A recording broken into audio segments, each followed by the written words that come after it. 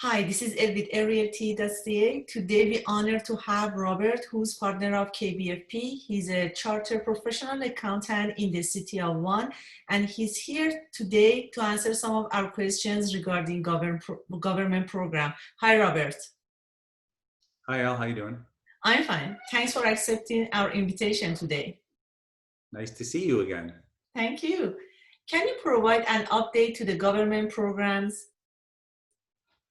Sure. The Canada Wage Subsidy was extended in August till the end of the year, and now businesses have till the end of January to apply for it.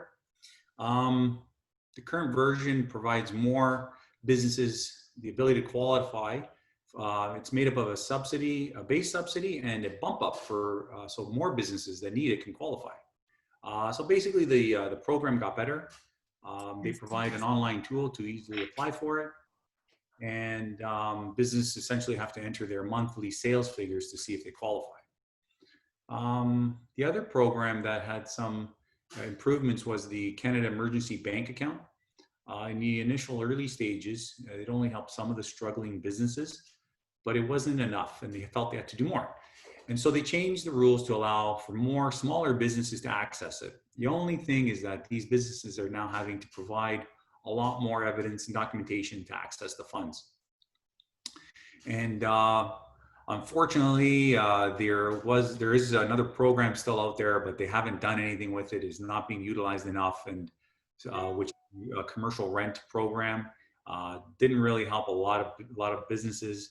They could have done a lot more with it in the second wave, but they actually chose. Did they extend it? Did they extend the commercial rent program? Still available. It's been extended, but it's just not being utilized enough. It's very difficult to qualify. Both the landlord and the business owner have to agree, and most landlords are tough and don't want to. I don't know what they're going to do because I don't know if they'd rather have an empty space versus rent check. So I don't know. I can't understand it. I'm not a landlord that way, so I don't know. But I have a lot of clients that are landlords, so we can talk about them later. But yeah, so it's interesting that they've made some improvements, but not on everything. Absolutely. Can you provide some highlights of the recent throne speech? Okay. Yeah, the throne speech was on September 23rd last week, and it was odd to have a speech at this time because normally they have a budget presented this time of year. We suspect there's words that that the budget will be tabled by the end of the year, but who really knows? There's a new finance minister now, so Morneau stepped down mid-summer.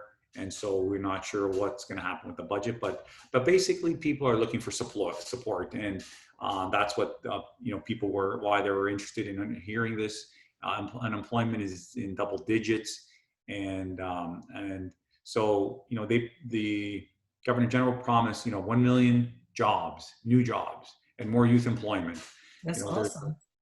Yeah. So how they're going to do that, how they're going to achieve this is still to be understood, but there is a promise. There's a promise for wage subsidy to be extended through next summer. So they're saying basically that they'd rather have people on payroll than go on EI.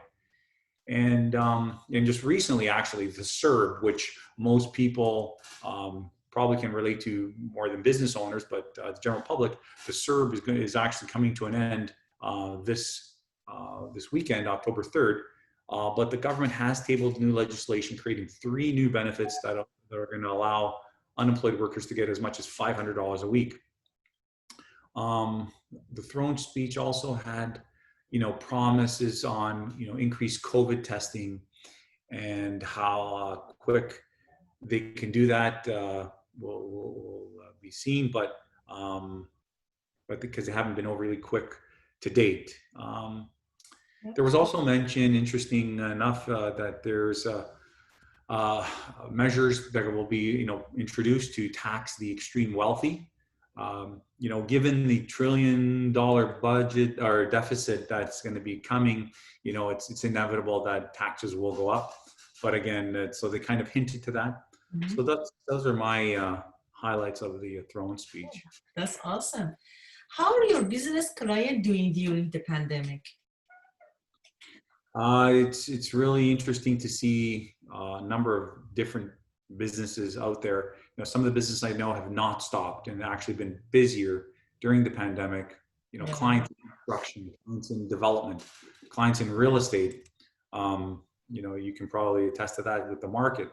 But others have not been so lucky. Like, you know, I have clients such as professional practices, such as dentists or chiropractors.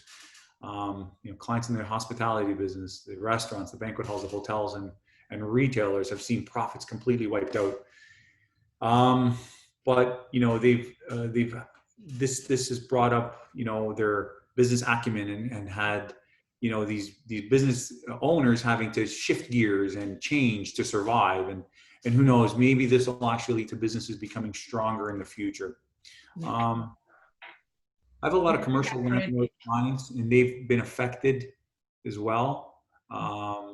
You know, again with that program that's out there, some are on board, some are not. So, you know, how things are going to look like are very difficult to predict by the end of the year. So maybe we can chat again before. Exactly.